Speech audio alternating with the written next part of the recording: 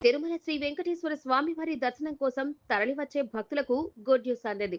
ఈ నేపథ్యంలో రోజుల తరబడి క్యూ లైన్లలో వేచి ఉండకుండా కేవలం గంట వ్యవధిలోనే స్వామివారి దర్శనం కల్పించాలని టీటీడీ భావిస్తోంది.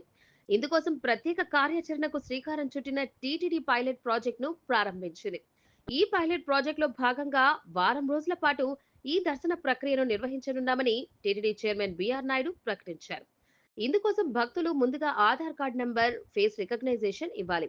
ఈ ప్రక్రియ పూర్తి కాగానే రసీదు తీసుకున్న వారికి శ్రీవారి దర్శన సమయాన్ని కేటాయిస్తూ టోకన్ ఇస్తారు.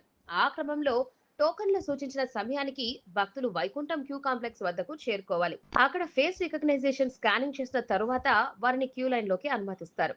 అక్కడి నుంచి భక్తులు గంటలోపే స్వామివారి దర్శనం చేసుకొని బయటకు వచ్చేస్తారు.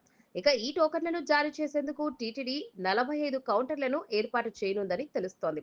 అదేవిధంగా దీనికోసం ఏఐ టెక్నాలజీని కూడా ఉపయోగించాలని టీటీడీ భావిస్తోందని సమాచారం. ఈ పైలట్ ప్రాజెక్టు విజయవంతం అయితే ఈ నెల 24న నిర్వహించనున్న టీటీడీ సమావేశంలో ప్రాజెక్టుకు ఆమోద ముద్ర వేయనున్నామని చైర్మన్ బిఆర్ నాయుడు తెలిపారు.